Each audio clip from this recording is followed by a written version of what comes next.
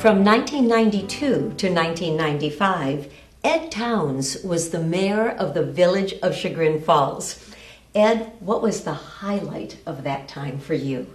Jan, that's an easy question. Being able to get the land, which is now known as the Whitesburg Nature Preserve, from IVEX was clearly the highlight. Tell us the story. Chagrin Falls has a river which runs through it. Rivers have floodplains. IVEX had a bag factory in the village. IVEX owned about 8 different pieces of property, one of which was 88 acres, most of which was in a floodplain. And there was a developer who had an option on that land. And we had no interest in letting anybody develop that land. And a number of people worked very hard over a 2.5-year period of time. At the end of the day, IVEX gave us the property for $200 and writing the legal documents to transfer it. Although at one point, I was willing to offer them $1 million to give us their 8 pieces of property and be done with it. It's turned out to be a great project for the school kids, the school teachers, people are just going to take a walk. It will not be built on. It's a real legacy, isn't it? But we had to go all the way to the Bass Brothers, national conservatives, who owned part of the property, or owned part of the companies that owned the property. Bill Tomko, one of our council members, wrote a brilliant letter. We got a call from the president a week later of IVEX telling us we weren't playing fairly, but we were bound and determined we were going to get that land, and we did.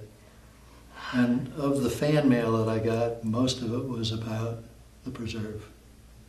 And good fan mail, you're talking. Good fan mail. When you stroll through Whitesburg Preserve, you feel proud, don't you? Oh, yeah, I do. I really do. Ultimately, why did you run for mayor? How did that come about?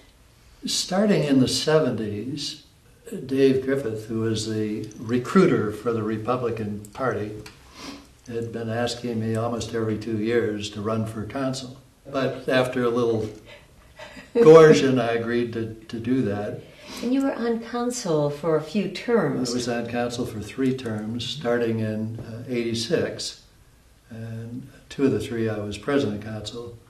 And that was a good thing because I could see some things that needed to be done, or I thought that they needed. And Dick Bodwell was mayor during the full time that I was on council.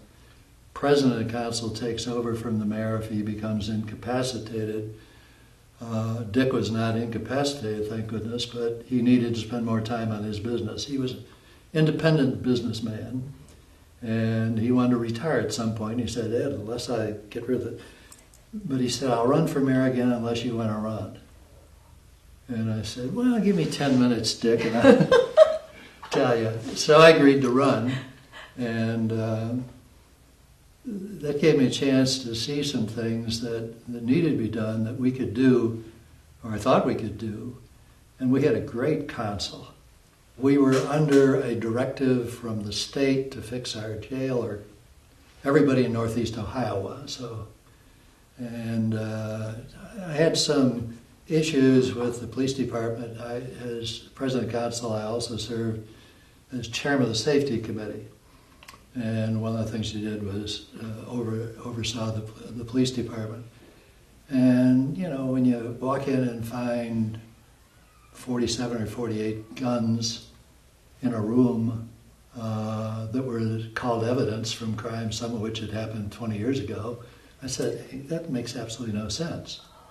So we got rid of 48 guns. But Dick had heard there's a mayors and administrators association, and he had heard that there were a couple communities that were also getting harassed by Melba Turker, the woman who was responsible for jails in Northeast Ohio. And he said he thought we could probably put together a regional if somebody wanted to, but he was going to be out. And we did end up building a 32-bed short-term facility. It ended up in Bedford Heights, and there were 4 communities involved: Bedford Heights, Moreland Hills, Glen Willow, and Chagrin Falls. And the interesting thing, which never really, you do a lot of things that don't show the light of day much. Mm-hmm.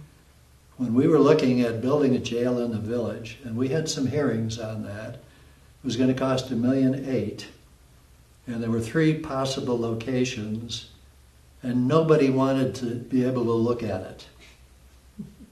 And finally, after 3 or 4 hearings, and everybody's saying, yeah, you need to build a jail, go build a jail, but don't put it on my street, don't let me drive by it, whatever. I said, we're not going to build a damn jail in the village.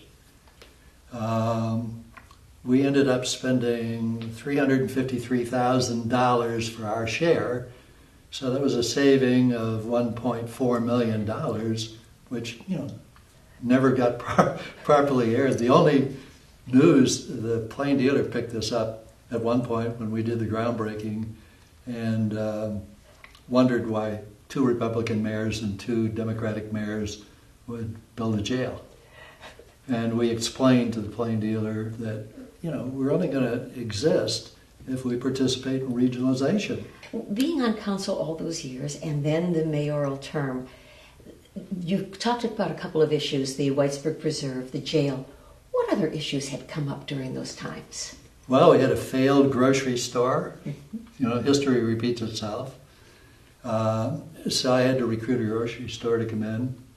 And that's a funny story because Seaway Reiser had a chief executive, and he's the first guy we went to, and he said he'd end up doing the grocery store, but he didn't think he was right for Chagrin Falls. Anthony Rigo, nice guy. He said, you need Russo's. And Russo's had 5 or 6 stores, family business.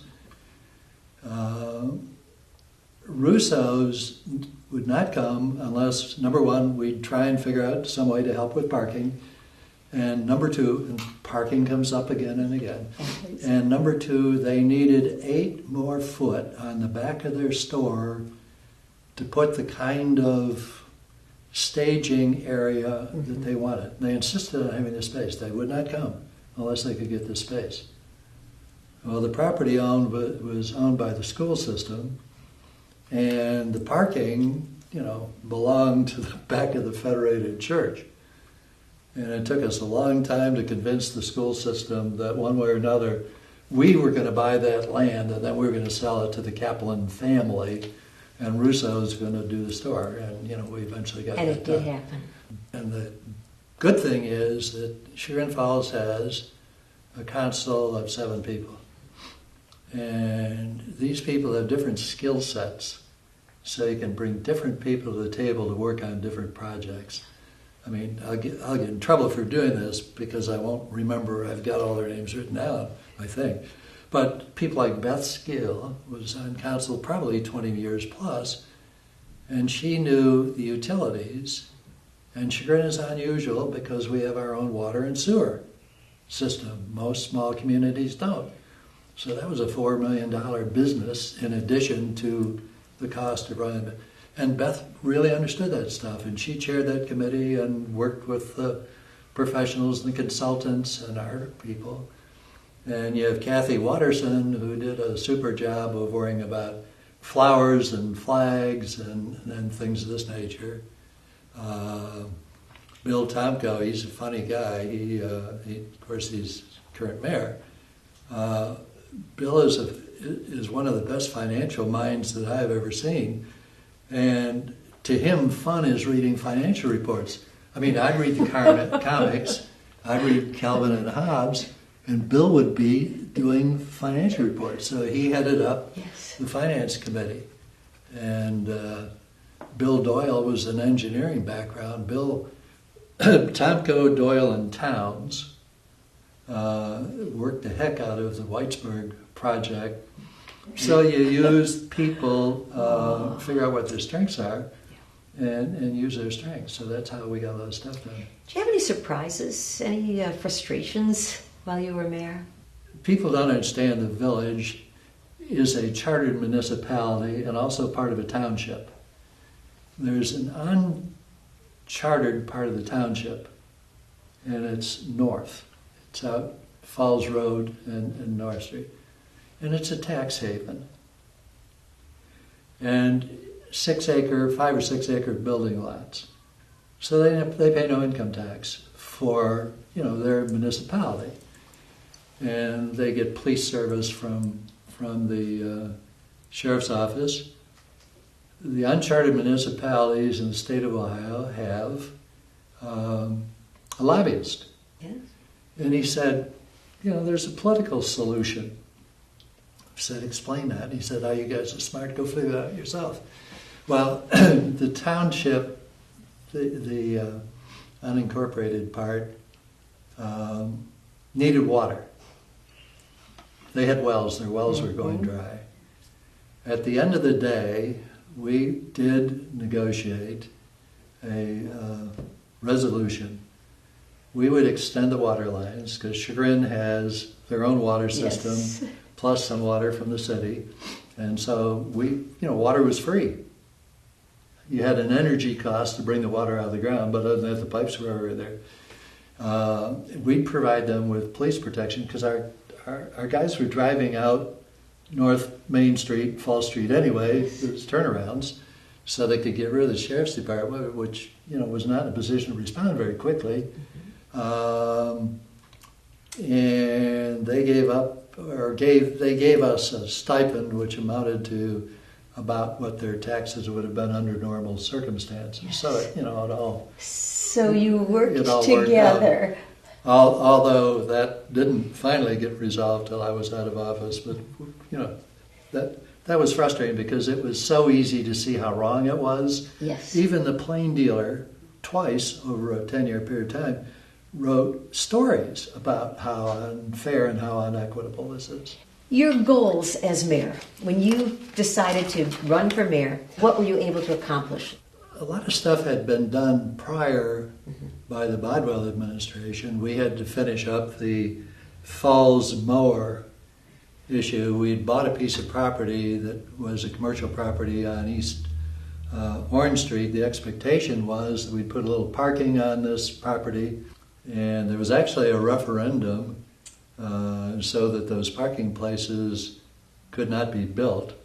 But that got worked out. We gave the barn and paid for the demolition to a couple that were interested in it. They built a fancy barn out in Jaga County with the wood, whatever. So that was it. The other thing, which I've talked to Tom Brick about more than once, it was evident to me, and probably Bodwell and Soleather before us, that the clean industry that Chagrin Falls had, meaning Hamlet, which threw off near $1 million every year when I was mayor in inheritance taxes, wasn't going to go on forever. And Jim Soleather was a very shrewd guy, and he made sure that those monies went into a capital account rather than operating expenses, because someday they're going to go away, and then what do? I need to mention my wife.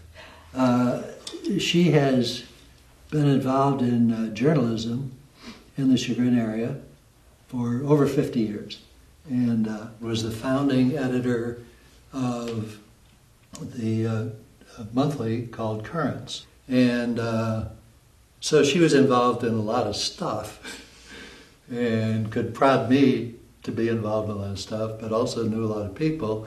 And knowing people is helpful when you have issues you want to work. So Martha, was able to help, although she never sat in the mayor's chair or never pounded the gavel, but because of her connections. She was the first lady. She was the first lady, yeah. Yes, and truly was a helpmate. Yes, she was. Yes. As I recall, we started this interview with you citing a quote about, if you are tall, you're going to be asked to lead. And I think that you've been measured very well. Thank you. Thank you.